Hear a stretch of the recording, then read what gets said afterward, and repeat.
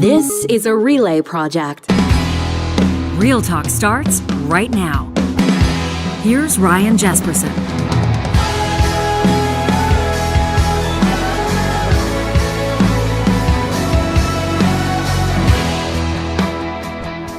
We've got a very special episode for you today. It is impossible. I guarantee it for you to feel nothing through this episode. I promise you will feel challenged. You'll feel inspired. You will guaranteed be entertained when this shining star joins us in just a second. He stood into the spotlight for our very final episode of 2022 as we got set to head into 23. And now here he is, the star of our first episode of 2024 in just a second, Shawn Kanungo, the author behind The Bold Ones. He's an innovation strategist. We're going to get into a whole ton of stuff, and we're grateful to have you here with us for that. Before we do, a quick mention on one of the stories that was making news in the business world over this past year around credential fraud. We were seeing it in the headlines, whether it was nurses, oil patch workers, whatever, you name it. You've got people that are basically misleading others when it comes to their credentials, and of course, that puts a lot of people's safety at risk, right? Well, thankfully, there's an innovative technology that's going to make credential fraud a thing of the past. Digital verifiable credentials are secure, cloud-based credentials that go way beyond traditional certificates, digital badges, or PDFs. You can't forge them. You can't falsify or alter them. Verifiable credentials are tamper-proof and independently verifiable. They use open web standards, trusted, real-time digital credentials that live in a digital wallet. They can be shared from anywhere. And with We Know Training, they can plug seamlessly into your training courses. If you want to learn more about using verifiable credentials in your training or credentialing program, visit verifiablecredentials.ca. Shawn Kanungo is a globally recognized innovation strategist. He's a best-selling author, the first innovation expert to have a streaming special released on Apple TV and Prime Video just this past year. It complements and shares the name of his best-selling debut book, The Bold Ones, a playbook for individuals to become bolder and push their careers and organizations forward. We thought he was the perfect guest to join us as we kick off a new year. Welcome back to the Real Talk studio. Well, happy New Year, gentlemen. Johnny, Ryan, listen, Hey, Shawn. Listen, at the end of 2022, I was your last guest, and I am just honored to be the first guest of 2024. And if you don't remember, at the end of 2022, I brought some Baileys. I poured in our cup just to remember that, Johnny, celebrate didn't we? some holidays. And I thought it was beautiful. 2024, and I have just a special, small little thing to just kick us up. He opens in with a 2024. gift. I like this. Okay. Johnny, are you doing dry January, by the way? You and I haven't checked in on I this was thinking yet. about doing it, but I don't know. We'll I don't see know what Shawn's Shawn got in has up his his. magic bag. Wow. How did you get these this early in the morning? For 2024, There you go. we need some green. All right, KB we and need Co. to eat plants. Johnny, I got one for you. Johnny, I got one for you. Hold on. This is okay. So dry January is safe so far. Thank you. We're really dating this episode, but this is Gentlemen, sometimes just the way reason it goes. why I'm bringing this. The reason why I'm bringing this is we need to be healthy, okay? 2024, we're kicking off the year. I like where we this is need to going. be healthy. We need the I know nothing about nutrition, by the way, but I just know that looks green and it should be good. KB and Co. I Hemp love this. Hustler. They now It owe us looks- $5,000. It by looks the way, for it this, looks but- green. I'm not getting paid for this, but just this is a great way to kick off 2024. Are gentlemen. you a guy that takes like as the calendar flips over into a new year? You the guy that like takes stock of the year that was, looks ahead to the year that's coming up. You evaluate your own health, the health of your business. Is that your process? You know what? I do. I'm not a big resolutions person. The only thing, part of the reason of why that is because I've told my wife every single year that I will get a six-pack, and I still have a dad bod. So it's just like... You showed up here with a 3-pack of green drinks. That's pretty good. But I do believe in writing down goals. I do believe in showing gratitude, looking at, reflecting on the year before and thinking about, things that went right and the things that went wrong. I do believe in that. And my new strategy for 2024 is this idea that strategy is energy. Strategy is energy. One of the things that I've learned throughout, my career is that if you don't have energy towards your particular strategy, it ain't gonna work. So I just if I want to do something, it should be a hell yes or a no, and I should put my full force towards that. So if you're coming to me with an opportunity, I can't unless I have strategy for it, or unless I have energy for it. I ain't going through Was this it. the result of some tough lessons? Like, did you find yourself spread too thin or unable to say no to things or swamped, overwhelmed, underwater? Absolutely. It's been a learning over the last number of years. And I think partly when you have kids, I got 3 kids.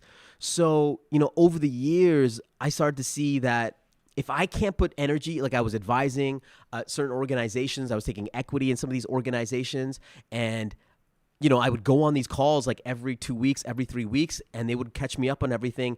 And it would just, it would suck the life out of me. Like me seeing this thing in my calendar that I knew I had to join. I'm like, I don't want to be here. I don't want to do it. I dreaded going to that particular meeting, showing up on a Zoom meeting or in person. And I'm like, if I don't have energy towards this, I don't want to do this anymore.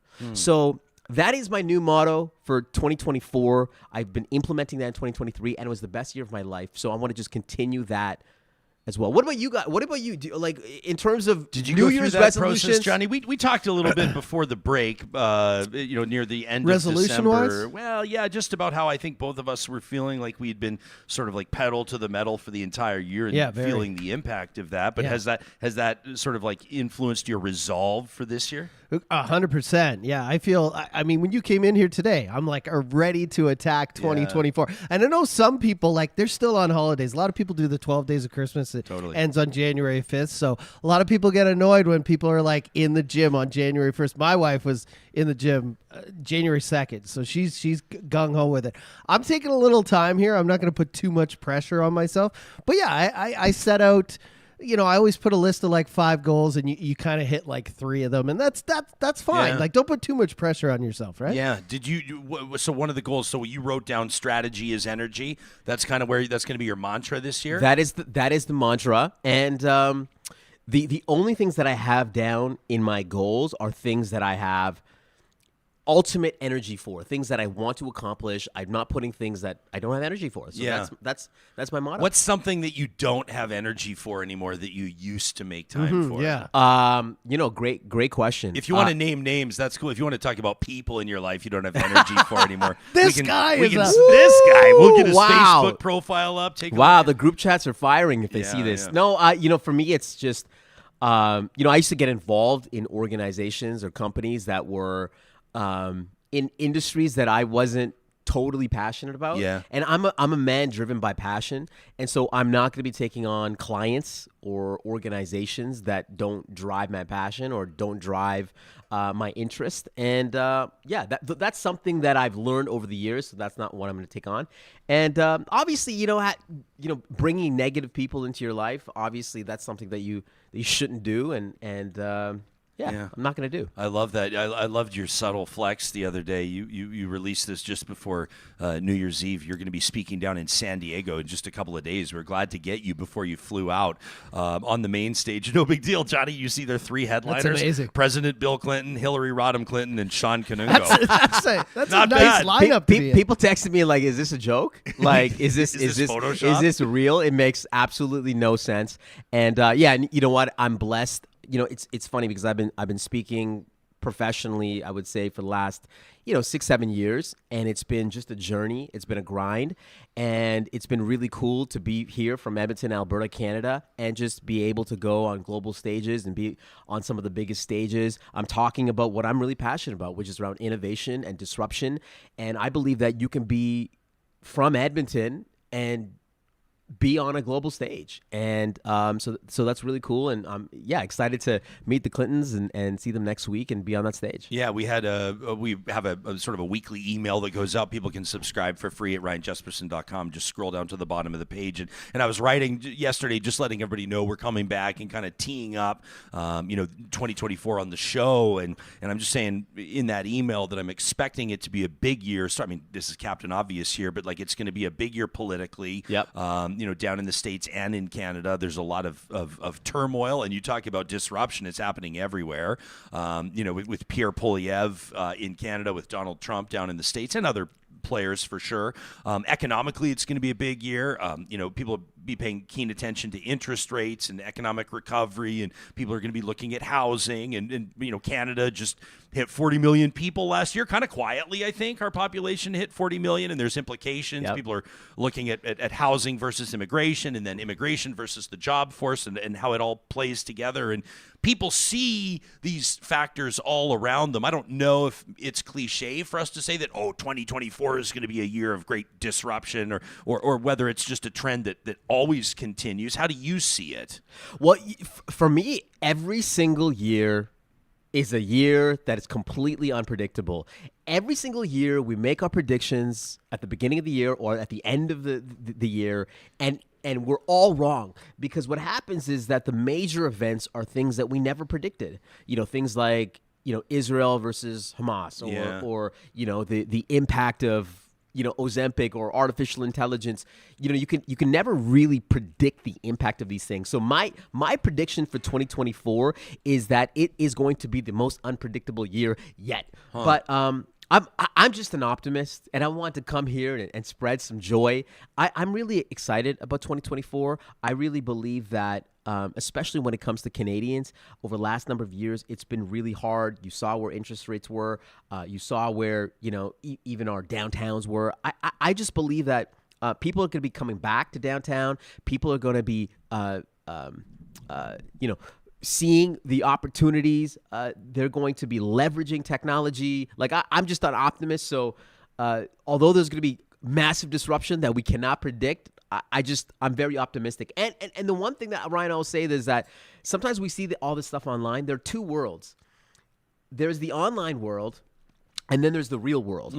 And sometimes we get really affected by what's happening in the online world, which is a fantasy world, and really spend more time with people in the real world.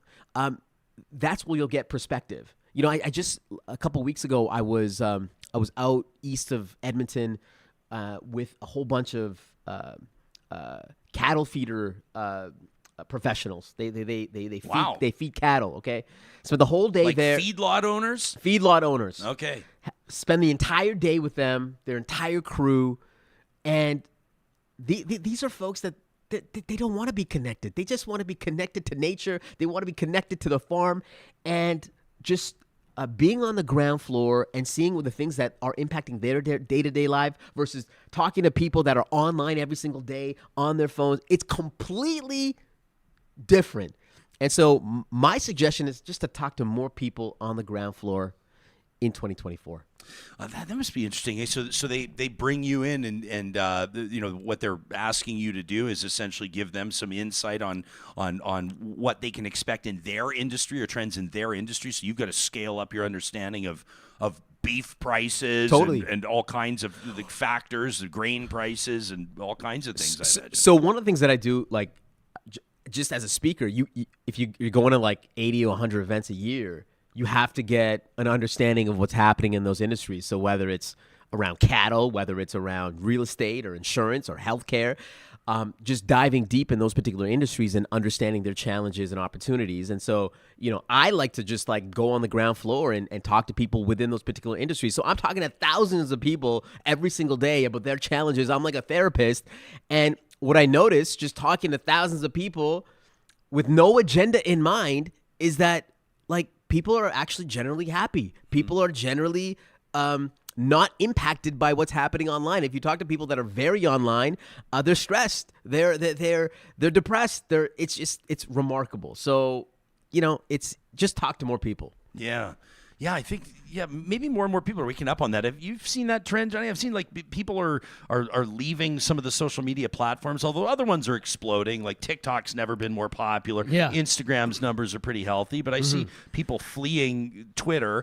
You had sent me a note about what was it, the value of Twitter? Like Elon Musk, he dropped about $44 billion on it, I think. I think there was like 71% or down something. 70%. Yeah, so that's a Fidelity article that came out, or research that they did. But yeah, I think it was like 56%, but now just as 2 weeks ago, they said, 71% less worth in Twitter right now. Which is fine because it was to me it was already overvalued. He bought it at I think so, too. extreme premium. I feel like he did lose some stock here, but I feel like Twitter when he bought it was way overvalued. I was like, that's too much for a platform that's in this pool with all these others that are getting bigger, TikTok, Instagram, etc. Yeah, I do think that I think that it has its unique benefits. Like there are things that sort of Twitter allows for that. I mean, I think like it is sort of the like, blog website. It's the like blog the website. one you go like to just as the tsunami's thoughts. happening, or people. I mean, you were getting remarkably powerful and heartbreaking, horrific testimony, but people like average citizens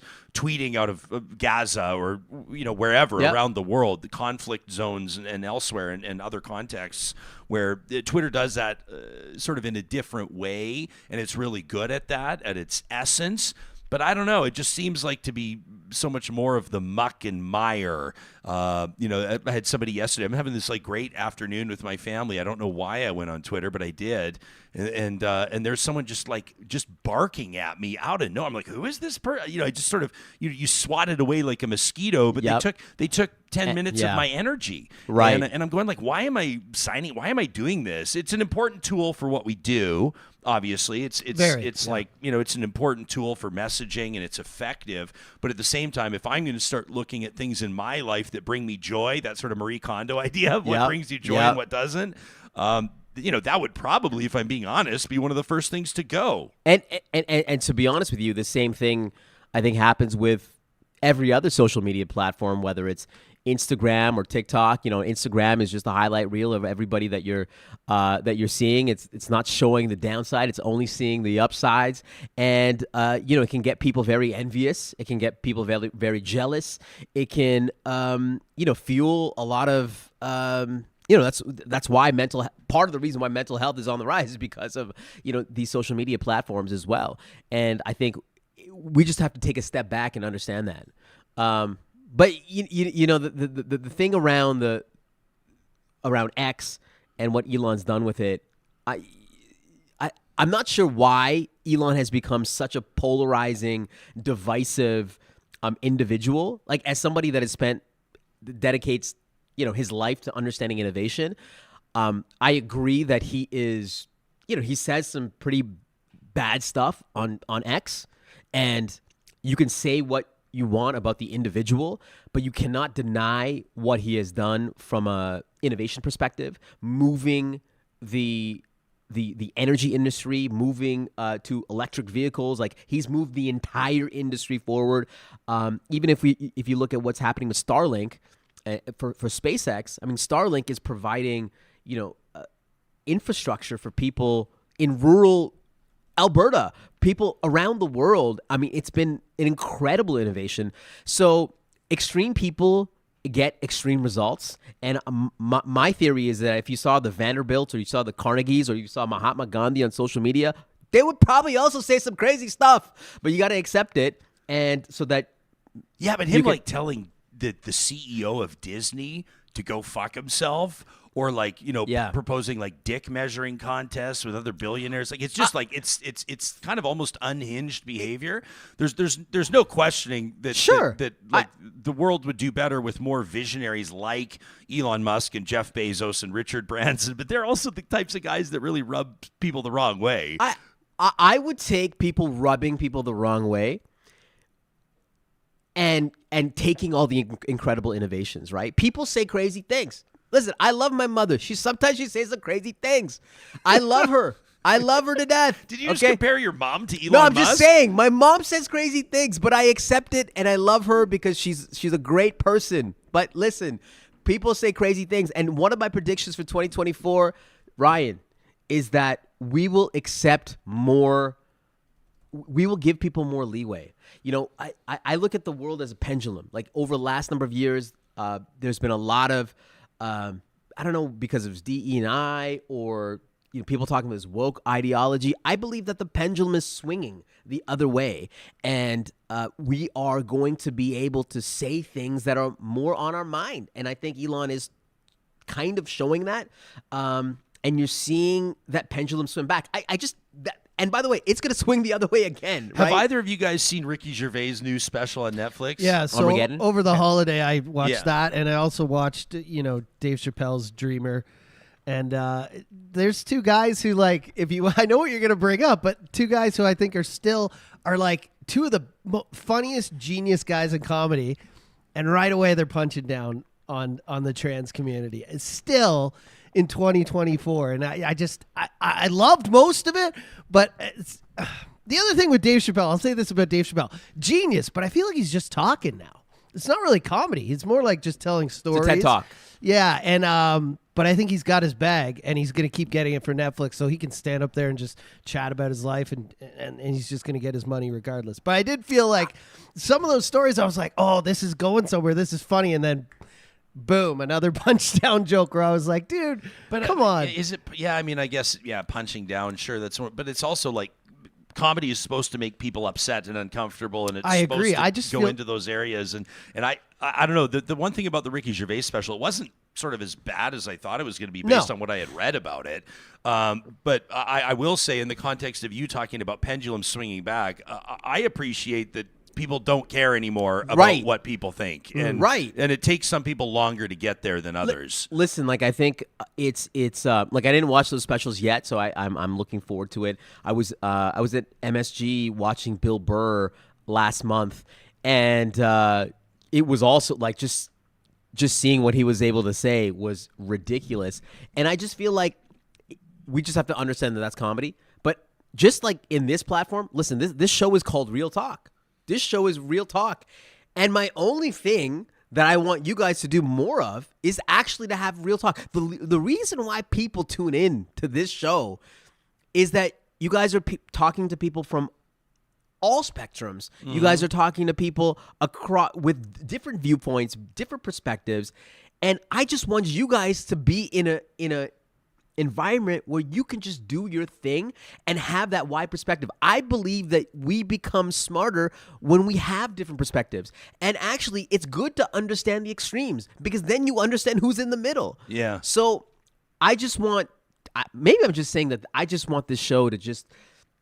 Well, we need to, and if we're not going to do it as yeah. independents, who is going to do it? Yeah. Right? Like there's conversations I know that need to be had. Like, Johnny brings up the trans community, and obviously there are some circumstances. There have been some like the whole Bud Light thing, and, Right. and Yeah. the partnership with Mulvaney.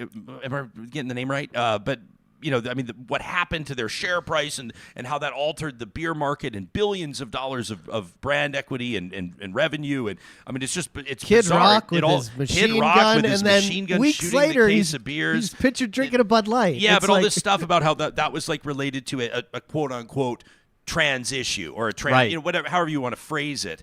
But at the same time, you look at what's happening in sport right now, and I think that like it doesn't make you transphobic to have some concerns about what's happening in some of the sports, and there's Right. evidence of it everywhere. But the average person, it's not worth it to get into that conversation. It's not. I think all these stories have been amplified, and it's like Why is the average person going to put their neck out there on that story? They don't want to. Yeah. They want to be vilified online and crucified in front of everyone and dragged through the streets. And so they're just going to hold their opinions to themselves on it and maybe talk about it with trusted friends who know their heart, who know their true 100%. values.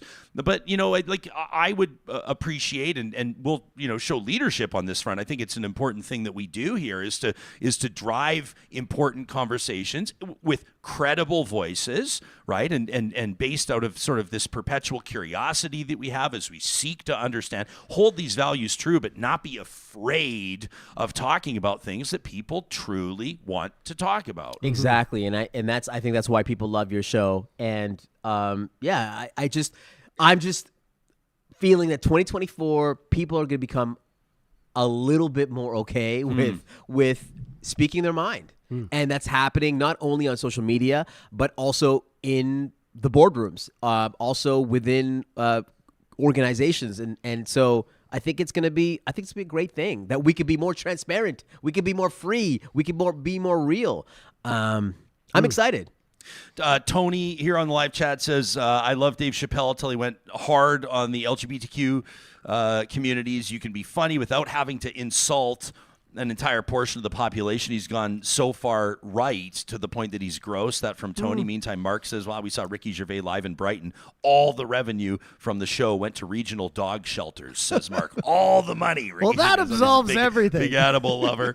And on Elon Musk, Randy says the only reason why Elon is a visionary, as you say, Ryan, is because he's not stuck in the work-life rut that 99% of us are. He has the time to put forth thought and ideas.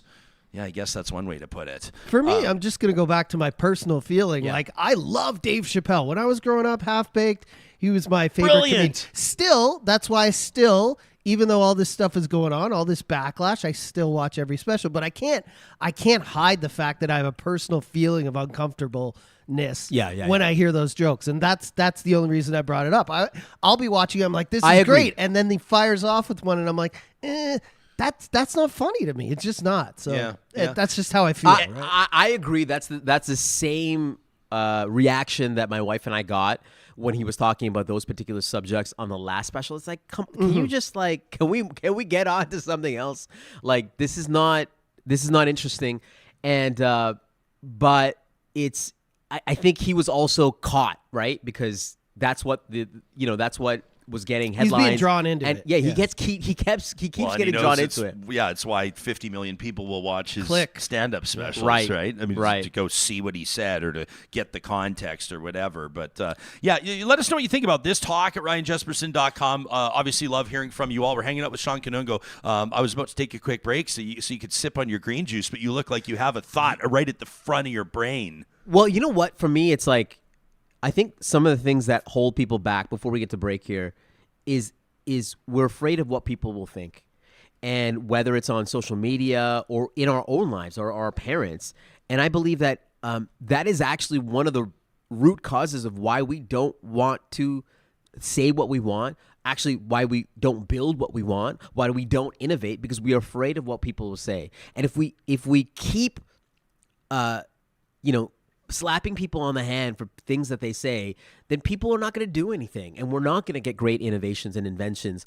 And so for me, it's like, how do we get just people to be unafraid of saying what's on their mind? Yeah. I guess recognize who is your audience, who matters to you. Not to suggest that you sort of are willing to just shrug off or dismiss wide swaths of people or what have you, or and I do believe that it's important to truly, try to, as we say, walk a mile in other people's shoes and understand where they're coming from. Like, for a trans person, to hear Dave Chappelle's bit, it obviously would really suck. 100%. That would really be hurtful and would do harm, right? So that's that person's perspective. For obvious reasons, it's going to be different than somebody that's not been on that journey. At the same time, I think that there's value in being like, well, that's what I think. Like, that is what I think. And it's okay if you don't like me. It's okay if you disagree. It's always been okay throughout human history to not be liked by certain people. But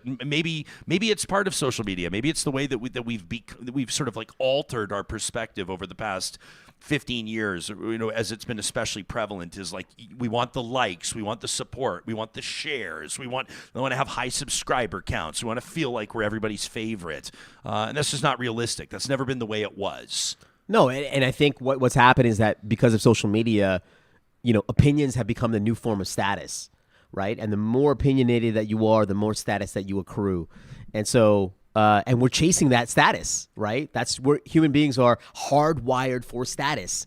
And the more likes, the more followers, the more subscribers that we get, the more crazy things that we get more of that. So it's dangerous. Yeah.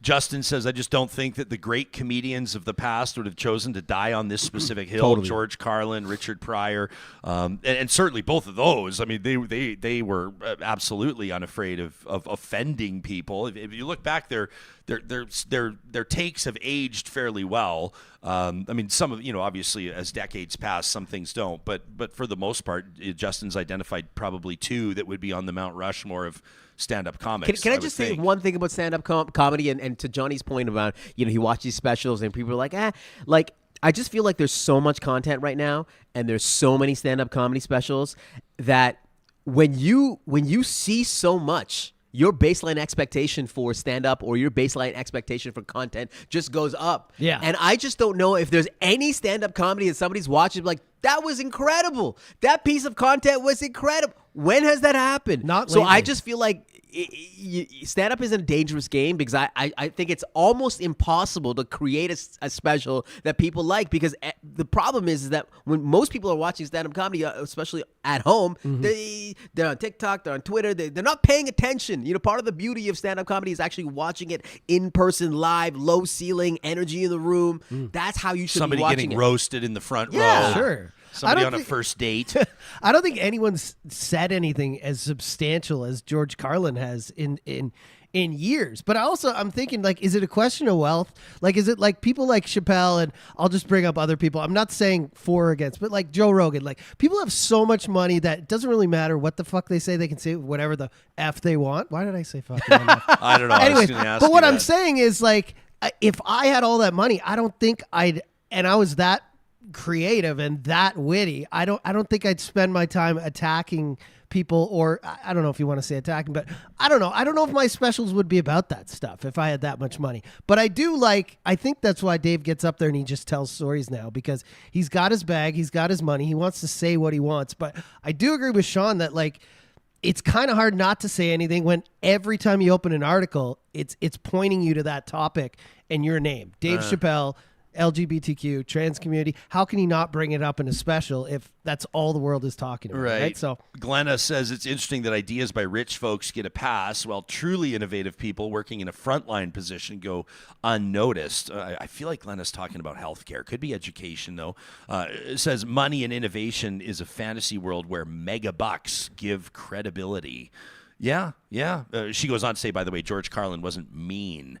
He was truly insightful. Well, he was mean to the establishment. man, Yeah, I mean, if you're a very religious person, you probably didn't love Not at all. George Carlin's takes, I would say. Hey, listen, if 2024 for you is going to be a year of self-improvement, maybe a new career, and maybe that starts with the post-secondary journey, I want you to take 2 seconds right now, today, and check out athabascau.ca with world-class accredited online degrees and courses. AU gives you an opportunity to complete your education wherever and whenever it works for you. Your only commute to your device. And the numbers don't lie. There's over 50,000 program and course alumni from more than 100 countries. Astounding. And more than 92% of them say that they're in a job related to their field of study. That is unbelievable when you take a second to think about it. Learn more about the AU Advantage by visiting athabascau.ca. If you have a New Year's resolution to get organized this year, to declutter this year, your first stop needs to be californiaclosets.ca. It all starts with the free design consultation. California Closets, absolute experts in custom closets and storage solutions for the entire home. That includes the garage, by the way. They're doing amazing stuff with storage cabinets, the workhorse of the home. Why not make your garage work for you? Get those bikes up on a rack. Get your basically the tools organized so you can breathe easily when you pull the car in there for the first time in 6 months. And don't even get me started on what they can do in your primary bedroom. We hired California Closets about, 10 years ago, and the difference it made in our lives, unbelievable. I hope you can hear it in my voice. Again, it all starts at californiaclosets.ca. And how many of you were there on January 1st at a Friesen Brothers across the province of Alberta? If you were, I don't have to tell you about the savings there. Canadians, of course, grocery bills. That's been a real story over the past year. Friesen Brothers understands what that journey's like for families, and so the first of the month, it's 15% off all grocery purchases over $75. But all month long, they've got their Family Essentials flyer, which is a great resource. We use it, our family. You can view it online at friesen.com or check it out in store. Not just easy family meal solutions and recipes, but great savings as well. You can find that Family Essentials flyer online at friesen.com. Hanging out with innovation strategist, author, public speaker, Shawn Kanungo. His book, The Bold Ones. You've been talking about the death of superstars. What do you mean by that? Let's get in. I'm intrigued by this. Part of the reason why, I just mentioned the idea of this abundance of content. in the other thing that's part of that is that we have completely fragmented media. We're all living in our own little bubbles, right? That's why I think, and Johnny, even as a DJ, like I can't imagine like DJing a party now because it's so hard to figure out what type of music people like because people Pony by Genuine. Yeah. Hey, you put Pony on, everybody's going to like it. But because we live in our own media pockets, our own bubbles, the music that we listen to, the people that we watch, the elites that we're following, it's so fragmented that it's so hard to create a mega superstar. If you actually look at any mega superstar, whether it's an actor or an actress or a singer, the only movie stars have been around for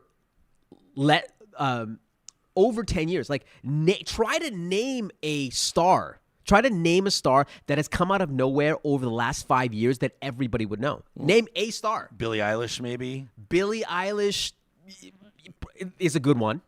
Yeah, like Taylor Swift is Taylor more Swift's than post 10 years 10 years. ago. Yeah.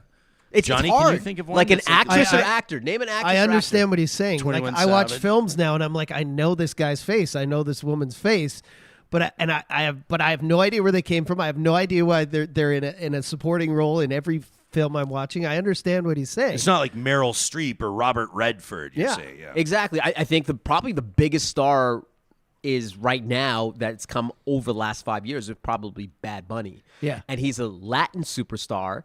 But that's, he's in a particular niche. And Even he's super niche. Yeah. Yeah, all I'm saying is that if you look at across many mediums, it's so hard to have that individual or brand in that particular way to really cross the chasm and be a global phenomenon. You will see fewer and fewer examples. I think the last one is really in terms of a brand or a company is ChatGPT because it's such a fundamental technology.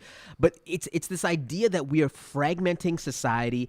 It's harder to build superstars. It's harder for people to connect with things that people love. Like, how many times have you been to a party and be like, oh, hey, oh my God, have you seen this show, The Bear? And then people are like, no, I haven't, never heard of it. Oh, have you seen this movie? It's called, no, I haven't. Have you seen this art? We're going to have more and more of those conversations because we live in our own bubbles. And because of that, it's going to be harder to build superstars. That's why I believe it's the death of the superstar. And I think it's actually a great thing because now we're going to be able to connect with stars that we love in particular niches that they might have a small following, but we really love those individuals. Yeah. I want to bring up Taylor Swift again because what a year. Like, there's nobody that's dominating entertainment like she is that's built a legion. It's like Beatlemania. It's incredible. It's like the Elvis crowds. Like Swifties are it is a thing. So, a lot of people are comparing Taylor Swift to Michael Jackson. I think that's a little crazy to be honest with you, but her impact is undeniable. What she's been doing with her concert tour, with Eras tour. Why do you think it's crazy to compare her to Michael Jackson? To me, Michael Jackson, obviously, I was younger during his prime, but his global impact was just incredible. And I just believe globally he was way more impactful than Taylor Swift. Taylor Swift to me is more of a Western society phenomenon. Like I don't know if she would go to India and just create a stir. Like maybe because Indians love superstars. Whether Taylor Swift would be big in India? Well, no, I don't think so. do They you got think- so much music I mean, in India. Bollywood is numbers wise. They've got their own No, like mega Shah Rukh stars. Khan is the biggest star on Yeah. the planet, Yeah. and nobody, North America doesn't know who he is. So all I'm saying is that Taylor Swift is undeniable. She is one of the greatest of all time. This tour is the greatest that we've ever seen. She is the last superstar. She is the last super duper star that we will ever see. But let's not compare to Michael Jackson. No, Michael but Jackson. Michael Jackson hit everybody. I think everybody has a Michael Jackson song they know, they love, they dance to, or they at least they know the words to, Yeah. they can relate to. I feel like I'm not going to say Taylor Swift is niche because she's not by far, but she's definitely not like if you went to, like you just said, India or Asia or something like that. I'm sure some people know of her, but Michael Jackson was a global phenomenon that everybody, Global impact, yeah. you, no matter what age, what country you're in, you knew who Michael Jackson was. You knew his songs. Can you guys still listen to Michael Jackson with all the allegations and the documentary out and everything like that? Like, do you still play Michael Jackson in your home? Would you play Michael Jackson in your family vehicle? So my wife is the biggest Michael Jackson fan.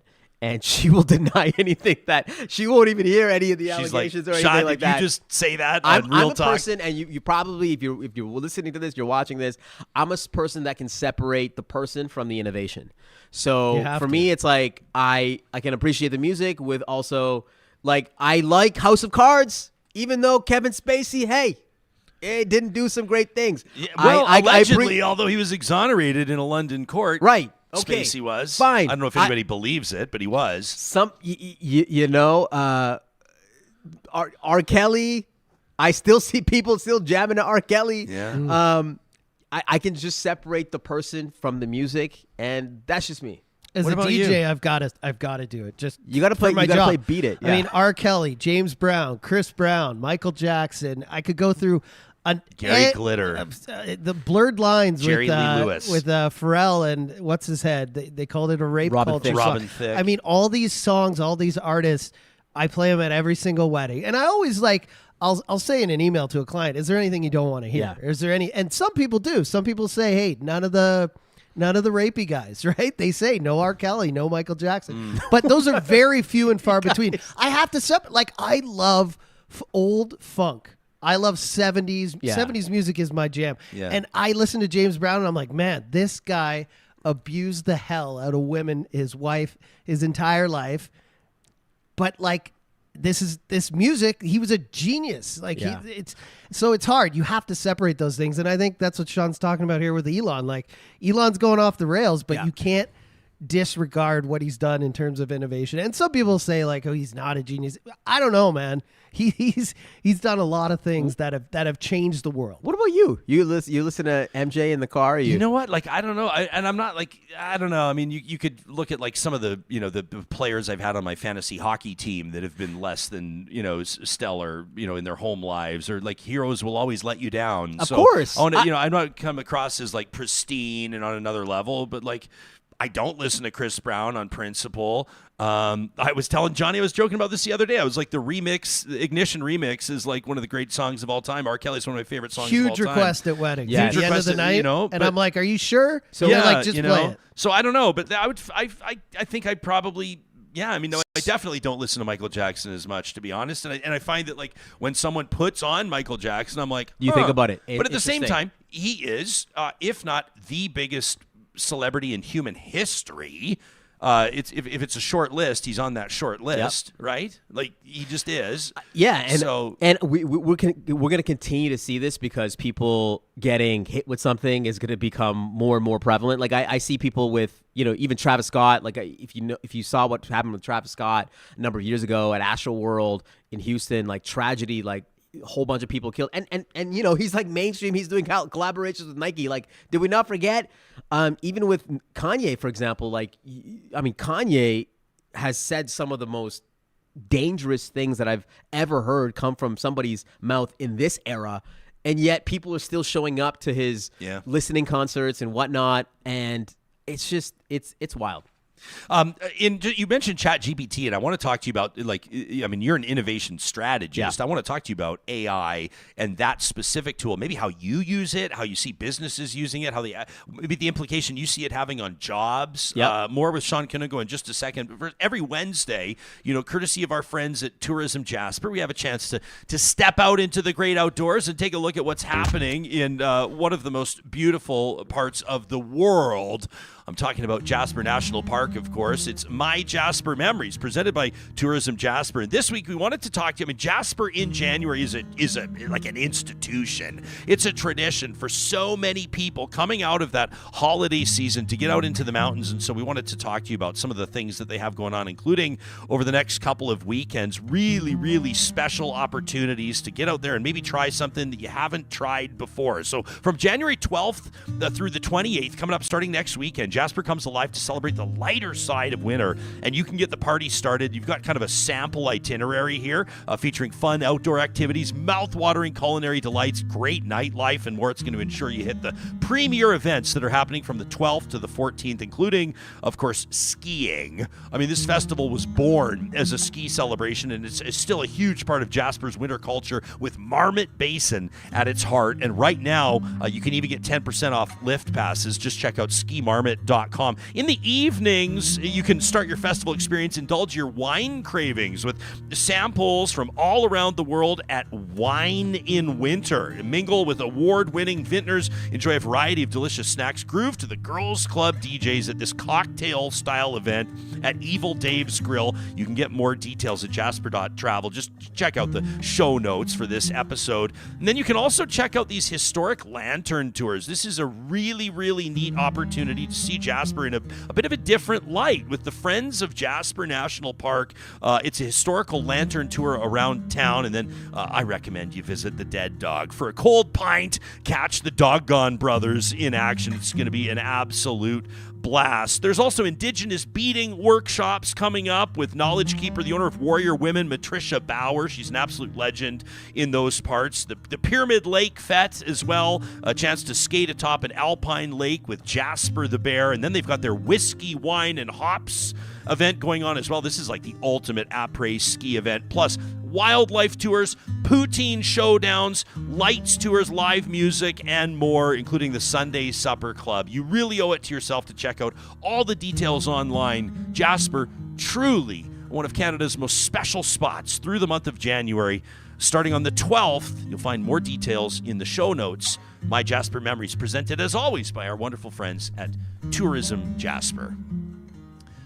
Shawn Kanungo, our guest author of The Bold Ones, ChatGPT, one of the huge stories over the past year, obviously, and the infiltration of AI into industry, into society. We've talked about the plagiarism angle when it comes to college campuses. We've better understood how businesses can leverage AI in very positive ways, machine learning as well. What's kind of your angle on it at this time of year, looking into where it's going? Well, first of all, I want to thank you because it's been a fun morning because we got to talk about all these different topics because most people just ask me about the technology and the innovation front. We were able to talk about culture. To me, disruption is about not just technology, but it's also disruption of culture.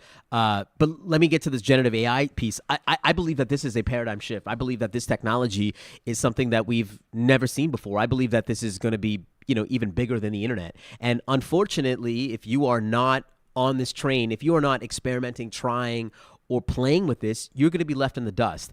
There'll be two types of people. There'll be people that are leveraging generative AI, and there'll be people that do not exist in terms of their relevance, within the workplace, in their profession. So whatever job that you have, especially if it's a knowledge worker job, you should be experimenting with this and different forms of generative AI, whether it's ChatGPT or other LLMs, whether it's Perplexity.ai or in the States it's Google Bard or whatever it might be. Like, this is the next paradigm shift. And I believe for 2024, this is going to be infused in almost every single organization. Almost every single role will have an AI component to it because all these big platforms are already sprinkling it in to different parts of what they're doing, right? In terms How are of you tech. using it in your business as an example? So for me, I almost use it every single day. So for example, if we are designing images, I'll use Adobe Generative Fill to fill in some of the other pieces to design better images. Whether it's coming up with, streamlining research, looking for different points of research. I use like Perplexity.ai probably every single day as my main tool. I've replaced Google. I use ChatGPT or Perplexity AI as a replacement for Google because it helps me prompt other things that I may not be thinking about and giving me answers right away, whether it's research, whether it's content creation, thinking about different ways of doing it. In terms of, like I said, images, So you've been using analysis, data analysis. I've been using it for my expenses. My expenses. I'll put in a screenshot of my expenses. I'll put it into ChatGPT. It will organize it. It will create tables. It will create charts. Oh my God. It's incredible. I had no idea about that. Like expense reports, it takes so long to do. You just put it in there, and I think you're making the point. The average person probably does not yet even come close to understanding the relevance or significance of the technology, the applications of the technology. If somebody thinks it's only used for writing speeches, they'd be sorely mistaken. 100%. And I think what I saw, which was really cool in 2023, was that ordinary people that I would never expect to get on this, are using it and experimenting it, whether it's creating like cover letters and resumes and so it's really cool that to me, this is the coolest part of this whole this technology is that it is so accessible, it is so democratic, it is so easy to use. All you need to do. People are like, I'm not a tech person. I'm not tech savvy. I don't know how to use this technology. Do you know how to write? Can you speak? So easy. Can you speak? Yeah. Can you narrate? Can you put a couple words together? That is how easy it is. That is the most disruptive part of this entire technology, is how easy it is. And guess what? More people have access to generative AI through their smartphones than clean water or decent sanitation services around the world. What does that mean? More people have access to generative AI through their smartphone than toilets around the world. This is one of the most transformative technologies that is actually in the hands of everybody around the world. What does this mean? It means that everyone in the world has leveled up. Knowledge is no longer a differentiator. It is a commodity. And today, in 2024, the only differentiator is hunger, the ability to come up with ideas, to try, to experiment, to play, to strategy is energy at the end of the day. So you need to be on this, because now the world has now caught up. The world has now caught up. So especially if you are in a knowledge worker job, God bless you. This is the year you should be experimenting. I know you heard it during Christmas. Your uncle, your aunt were talking about something about ChatGPT. This is it. This is now 2024. We need to get on it. And just go on and play around with it. I think Play that's around. Just sort of like Organize a trip. I'm having a dinner party. It's absolutely insane. I just over the holidays, I went into ChatGPT because I was like, I don't want to answer emails. So I put into ChatGPT, I said, make me a short email that says, hi clients, thank you for texting, or thank you for getting in touch with me, right, but I won't be back till after the holidays, blah, blah, blah. And boom, it in 2 seconds. Another thing I read over the holidays was that TurboTax in the States, not in Canada, is trying to make taxes. They lobby for doing your taxes to be more complicated because they're finding that people are already trying to figure out how to do their taxes with AI. Right. Like Shawn just said with expense reports. So eventually you'll just be able to put all your information in. You won't need to pay someone. You won't need to pay an accountant. You won't need to pay software. To my ears. AI will just do your taxes for you. And guess what? This technology is on an exponential scale. What does that mean? It means that it's not going to get worse. It's only going to get way better every single day. And I'm already seeing this. This is just the start. This is just the start. So you see what it's doing with images. And of course, there's going to be downsides to this. Of course, there's going to be a million downsides. I'm a believer that technology is 51% great and 49% terrible. I don't think that technology is either inherently good or bad. No. It just is. It is what it is. Yeah. And people are going to be using this for nefarious reasons. And people are already using it for deep fakes or scams. And we have an election. We have the primaries coming up in the U.S. in 2024. Of course, this is going to play a big part of it, and so we need to understand those downsides. But as a ordinary citizen, we need to if somebody presented you the internet in 1995, and you were like, "Nah, I'm gonna pass this one. I'm good with what I got." Of course, you would be left behind. This is the same thing. You and I both participated in BOMEX, which was a big national commercial real estate conference just a few months ago. I was proud to host it. You were one of 2 keynotes that just knocked my socks off. You and Dr. Haley Wickenheiser were both really, really great. And I saw after, it was really neat to see just a huge lineup of people. I actually posted on my Instagram waiting to get signed copies of your book, and I noticed that everybody had a sort of a focused question to ask you. How many times or how often, how frequently do you hear the question, are my kids' jobs going to be taken by robots? Is that a recurring question? It is absolutely a recurring question. It is probably the most asked question that I get asked, Is that right? which is everybody thinks about their kids, and I get it as well. Listen, I'm thinking about my kids too. I got a 7-year-old, I got a 4-year-old, and I got a 10-month-year-old. Congratulations, by the way. Thank you. 3. It's been incredible, but I think we need to take a step back and say, we can never predict the industries of the future. We can never predict the careers of the future. I mean, look what we're doing. Like, it's crazy. You guys got a studio here. You're creating your own show. Nobody would have predicted this, 15 years ago. And so we have to look back. We always have to step back and say, every single technology that we've ever seen has created new sectors. It's created new industries. It's created new opportunities. And absolutely, in the short term, it is going to take jobs. But I think that the thing that we need to focus on when it comes to our kids is like just the human skills. I believe that in a world that's digital, that's fast, that's transactional, that's AI driven, that we need to focus on more of those human things. How do we build people, kids that have grit, that are creative, that are imaginative, that know how to fail, that can look people in the eye, that can make a friend, that can, Properly shake a hand. Properly shake a hand, build a relationship with a partner. Like, these are things that are basic human skills that will become exponentially more important in a world that's AI. So I'm not like totally like, we need to get everybody on AI and that is the future. I believe that humans at the end of the day are the future. And to me, this generative AI space is not the most disruptive entity in the world. To me, it actually is the individual. And to me, we need to understand how to be more human and to teach those human skills. I believe that we've forgotten how to struggle. We've forgotten how to, fail. And so we need to teach more of those things to our kids. Johnny's worried that the DJ industry is going to be turned upside down by AI.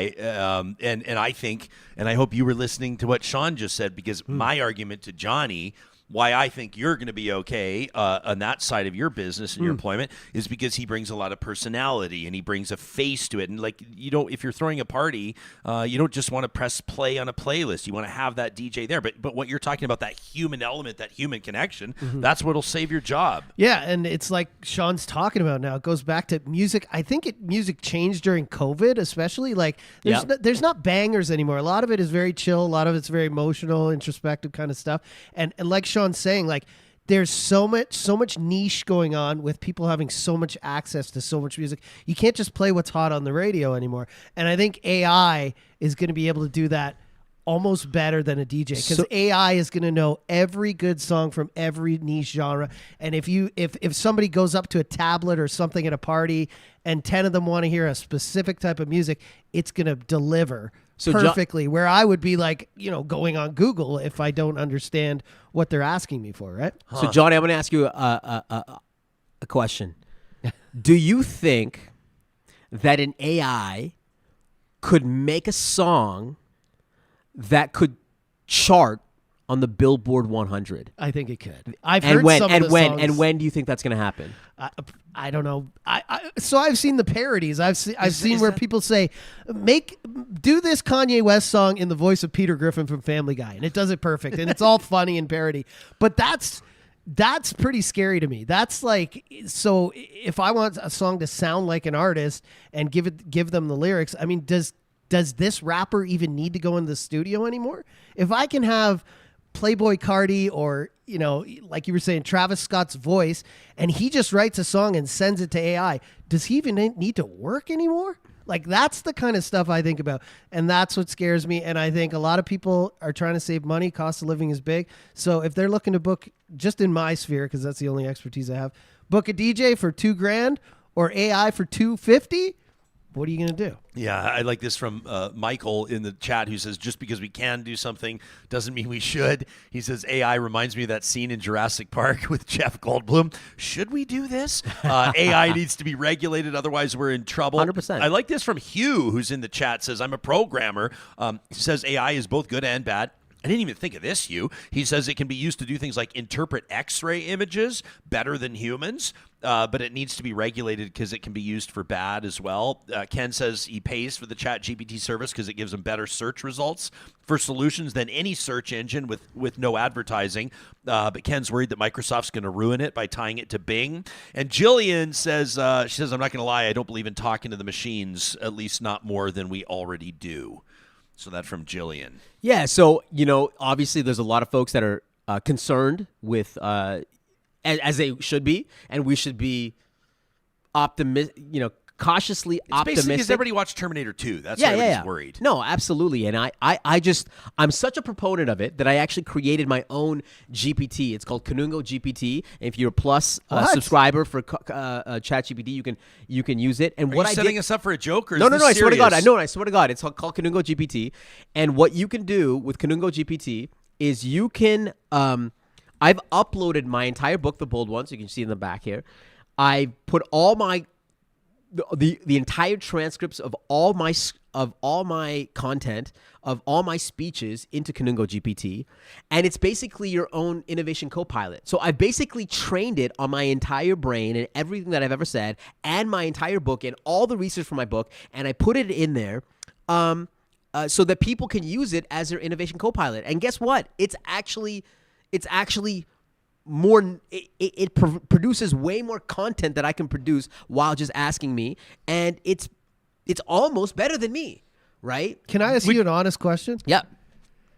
I can't wait to hear this. You know what I'm going to ask. I think I know what you're going to ask. Because we've tried it before and it's not quite there yet. Have you ever used AI to produce content that you've then gone and used live in one of your... Yeah, like is there an ethical issue with getting ChatGPT to write a keynote? Yeah, and then charging X even amount if of dollars. you input the information that you thought of yourself. Like, so the thing with right now when it comes to ChatGPT or any generative AI is that it's going to give you a mediocre response. It's not going to be able to. It's not, as somebody that's going on stage, I'm trying to change your mindset. I'm trying to. I'm lighting a fire. I'm trying to provoke you with something. Yeah. And so, unfortunately, today AI doesn't have the ability to provoke. I'm trying to give you concepts that will provoke and change your perspective. And unfortunately, at this point, you can't do that. But if you want an innovation co-pilot, you don't have to talk to me. You can just go to Kanungo GPT and just ask it, and it will help you come up with innovative ideas. Now, a lot of people would come up to me and they say, Shawn, you just put all your knowledge, you've just put your entire book, you've put your entire transcript, everything that you've ever said into a GPT. Don't you think you're going to get less clients? Don't you think you're going to ruin your business? Don't you think less people are going to work with you because you commoditized yourself using a GPT? And my answer is that I'm actually scaling myself. So you see, guys, the only, I can't do anything in my life. I can't drywall. I can't put together like an IKEA set. I can't do anything. I'm terrible. The only thing I have is this. That's the only thing I have. And now I've taken this and I put it in the GPT. So talking about your brain. Yeah. What value am I going to produce in the world? Well, really, my value is me. Like, I am the energy. I am the future. This GPT is the past. The thing that we need to remember when it comes to GPTs and all this generative AI space is that it's optimizing the past. It's using past data. Well, listen to this from Justin. I love this observation in the chat. He says GPTs will currently ever only be average because by definition, they're trained to ingest information and find the averages. Mm-hmm. Correct. That's a great point. At this point, because right now what it's doing is it's kind of like an algorithm. Yeah. But once it learns more and more. That's the next step, is the reasoning piece. When it starts to reason and it starts to be more human-like, that's where that's going to be the game changer. I'm right now giving a command at chat.openai.com. Write me 30 seconds about innovation in the voice of Shawn Kanungo. Let's see what it gives me. Can I deliver this? Please, this please. is what it's come up with This is immediately. Hey, it's Shawn Kanungo. Let's talk innovation. We're not just pushing boundaries, we're obliterating them. Innovation isn't about improving the status quo, it's about redefining it. Think big, act bold, disrupt the ordinary. In today's dynamic landscape, it's not about finding solutions, it's about creating possibilities. Embrace the unknown, challenge the norms, let curiosity be your compass. Innovation is a mindset, a relentless pursuit of what's next. So, my friend, don't just follow trends, set them, break the mold, reimagine, let your ideas echo in the corridors of change. Innovation is not a choice, it's a lifestyle. Let's craft the future, not predict it. I'm Shawn Kanungo, and together, let's innovate beyond imagination. Hey, I'm out of here. Hey, you don't need me anymore. And actually, really good. Shawn Kanungo GPT with the voice of Ryan Jesperson that's the remix that we Now need. we've got something. That's Now we're what into we the need. Matrix. Now we're into the Matrix. Hey, man, this has just been so much fun. We knew that we wanted to do something special for our first episode of 2024. We wanted to feel inspired. We wanted real insights. And boy, did you ever deliver. We're so proud. I mean, just as friends of yours and sharing the same oxygen as you to be watching what you're doing. Congratulations on the upcoming gig, Speaking with the Clintons. Yes. Unbelievable, down in San Diego. People can learn more by checking out ShawnKanungo.com. ShawnKanungo.com. But before, don't check out me, okay? What do I want you guys to do? Rate, follow, subscribe this podcast, because Ryan and the team here they're putting in the work. This is the best show on the planet, and just the energy that you bring every single day. You are inspiring people as well, and it's a pleasure. It's an honor to kick this off for 2024. And my ask to everybody around the world that's watching this, it's go get it. Go get it. You don't need this. You don't need to hear any motivation. You don't need to hear me. You don't need to just go and do the thing, and you will have an amazing 2024. Love it. You showed up with green drinks as a gift, and I had this squirreled away ready to give to you. So you cannot buy these Real Talk socks anywhere. These are exclusively for our Patreon supporters, for our Real Talk patrons. Wow. But I thought if anybody could rock these on stage, it would be you.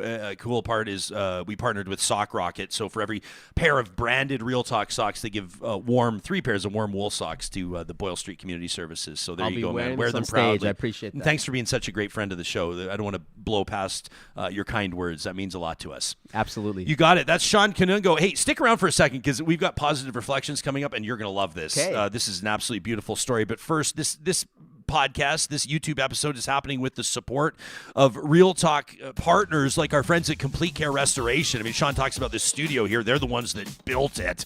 We came to them with an idea. Our designer drew up the plans, and then Complete Care Restoration took over. Most people know them for the work that they've done over the past 10 years when it comes to getting people, businesses back on their feet after fire or flood. But what they're doing in construction and renovation is very significant as well, especially as you see the evolution of downtowns and office spaces and conversions.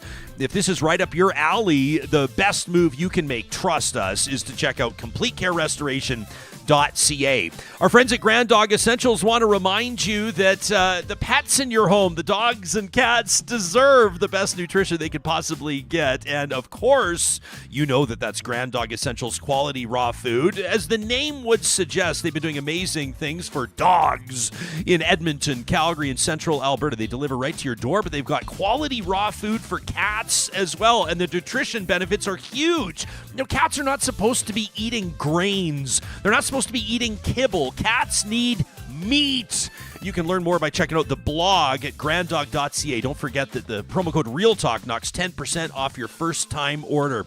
And this is a perfect time of year for those of you that are planning on entertaining. Maybe there's a big event coming up this summer and you're going to host it in your backyard. Wedding anniversary, graduation, a big milestone birthday. But you know you got to get your P's in a row. You got to get those details figured out. The sod that just won't grow. The drainage issue that you've got. You've always dreamed of that outdoor kitchen or the water feature. Nobody in the Metro Edmonton region does it better than Eden Landscaping, a custom builder with more than 20 years of on-the-ground experience in Edmonton and area. You can browse their portfolio and get the conversation started by visiting Eden online at landscapeedmonton.ca. Shout out to Tony, $5 super chat, and Tony. Shout out to everyone that joined us on our holiday live stream as well. That was really so much fun. Yeah. For our Patreon supporters, our Real Talk patron Zoom party. It was sort of our last show, kind of a private show of the year, and we had a lot of fun giving away prizes and doing a bit of a Q&A. And I loved seeing a lot of these familiar names in the chat, seeing their faces, A lot of them and here getting today, to know yeah. them a little bit. So that was awesome. And Tony, thanks for that super chat contribution.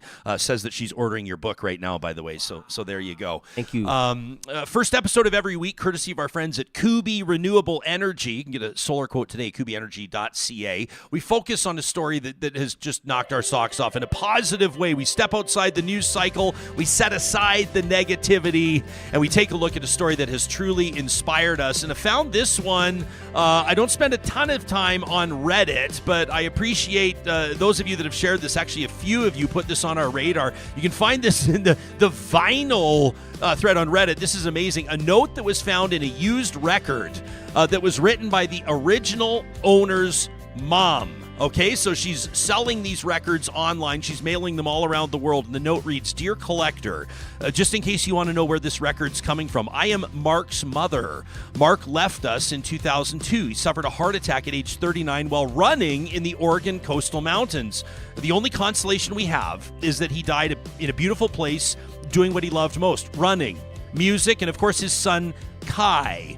Mark collected music in the 80s while attending college, and I would ask him on occasion when he dropped off all his music at home, like 2,000 CDs, 600 records. What do you want me to do with all this music, Mark, if something should happen to you? And he would say, listen to it, Mom. Well, says the note, I did listen to a few, but now it's time to share them. I'm doing the best I can, doing research, listing, shipping, etc. It's good therapy for me to see this music being shared all around the world, and the money from these sales will go toward Kai's education." Mark's son says, "Thank you for your support, and when you play this record, play it loud for Mark."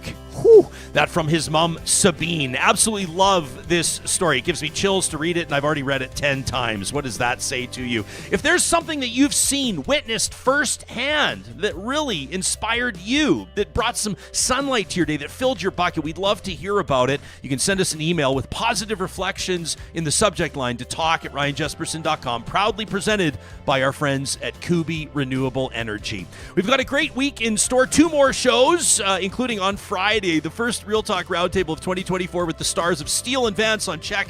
It's Linda Steele and Jody Vance. Thanks for hitting like on this. Thanks for hitting subscribe. Thanks for telling your friends. Thanks again to Shawn Kanungo, and we'll talk to you soon.